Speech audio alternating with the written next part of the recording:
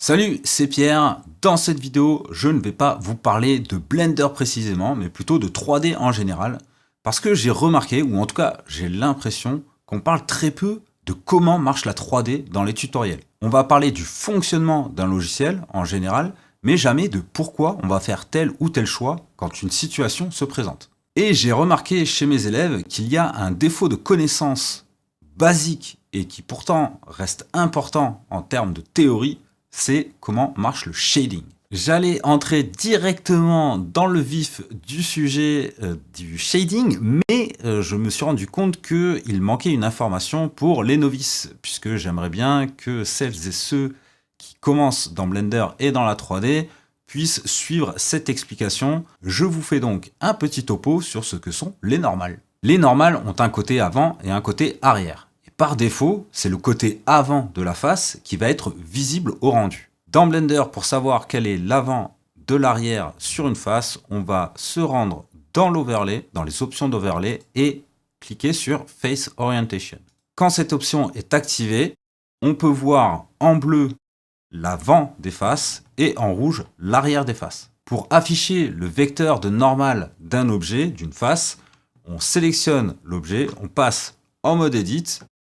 Dans les options d'overlay du mode Edit, on active ici sous normal les normales des faces et on peut choisir la taille du vecteur dans le champ Size. Voilà, le topo sur les normales est terminé, on peut passer à l'explication sur le shading.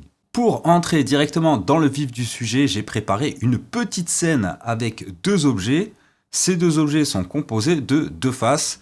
On va d'abord s'occuper de celui qui est en haut là sur l'écran. Si je le sélectionne et que je fais un clic droit, dans le menu qui s'affiche, j'ai plusieurs options, dont les trois premières sont des options de shading. On a l'option Shade Flat qui est tout en bas, enfin en troisième position, et qui ne change rien au shading actuel qui est déjà en flat. D'accord ?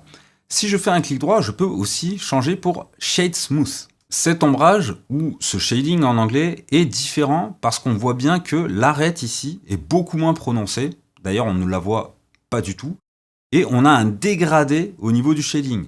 Un gris légèrement foncé ici et beaucoup plus clair au-dessus.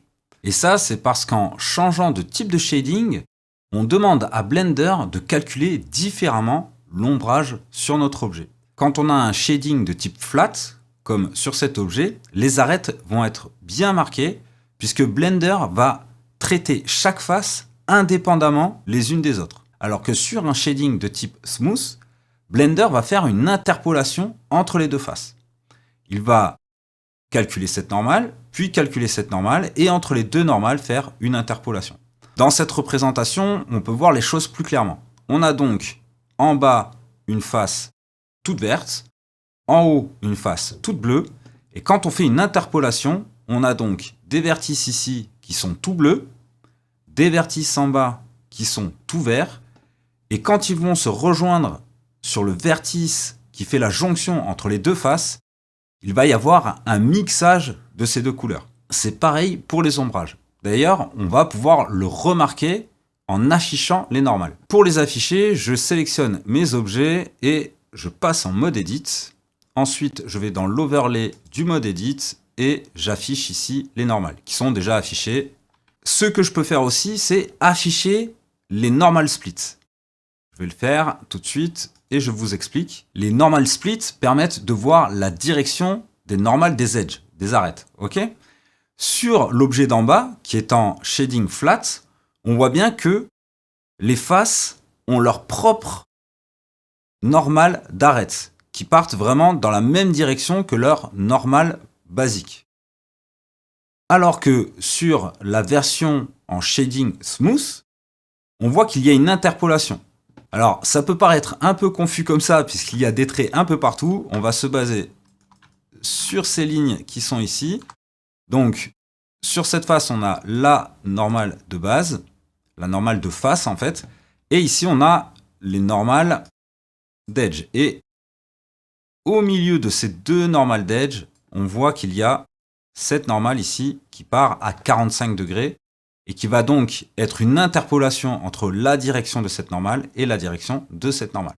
Quand on sélectionne un edge et qu'avec un clic droit ou un CTRL-E, on ajoute un marquage sharp, donc marque sharp ici, on a l'impression de revenir en flat shading. Mais ce n'est pas le cas. Le marquage sharp va simuler une séparation des deux faces, ce qui nous donne une arête bien prononcée et bien marquée, comme sur l'objet d'à côté. Pour terminer avec les options de shading, quand on fait un clic droit sur l'objet, on peut choisir l'option Shade Auto Smooth, qui va faire apparaître deux choses. Premièrement, en bas à gauche, un menu d'opérateur avec deux options, donc activer ou désactiver l'Auto Smooth, et aussi la valeur d'angle à partir de laquelle on veut que l'Auto Smooth s'active. Alors plutôt que de faire le réglage ici, moi je vais le faire directement dans le modifier, qui est la deuxième fenêtre apparue lorsqu'on a activé l'Auto Smooth. Et on peut voir évidemment comme un modifier qu'on peut l'activer et le désactiver, mais aussi qu'on peut changer la valeur ici d'angle.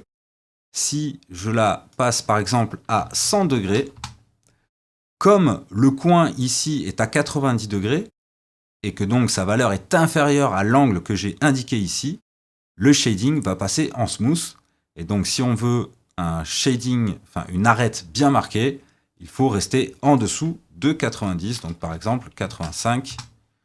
De toute façon, ça dépend de l'objet, mais c'est une manière non destructive, en tout cas, de régler le shading. Et là, tu as sûrement envie de me dire, mais Pierrounet,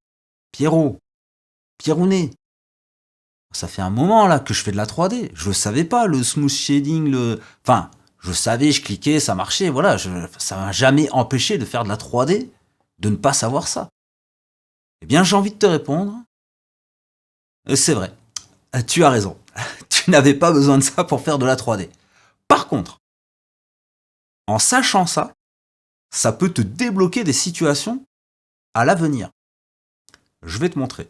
Prenons ce cube avec un modifier bevel. Comme on peut le voir, le bevel est bien présent sur les arêtes et on est en flat shading. Ok ? Mais du coup, ça fait pas très réaliste.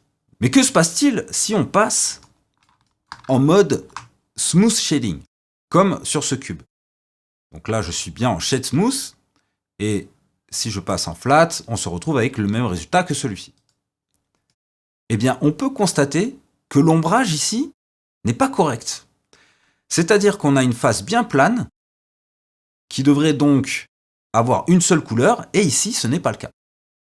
On a une couleur assez foncée, ça remonte en dégradé vers une couleur un peu plus claire.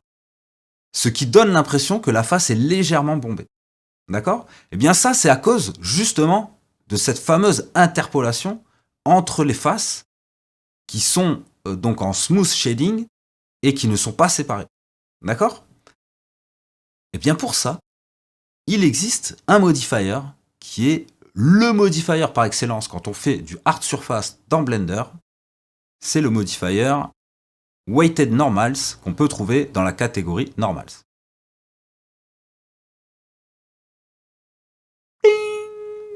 Franchement, quand j'ai appris ça, c'était il y a quelques années déjà.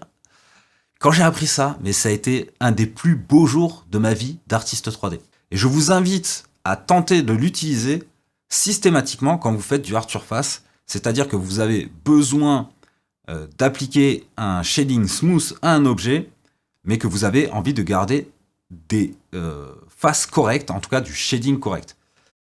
Très rapidement, et on va dire dans les grandes lignes, ce que fait ce modifier, c'est qu'il se base sur la géométrie et il va réajuster le poids des normales.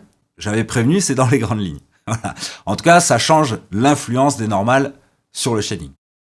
En très court. Et quand on sait comment ça fonctionne, ces histoires de shading, on peut aussi travailler, par exemple, avec le data transfer, mais ça sera pour un autre épisode. Et voilà, c'est terminé. C'était une vidéo un peu à part de ce que je fais d'habitude.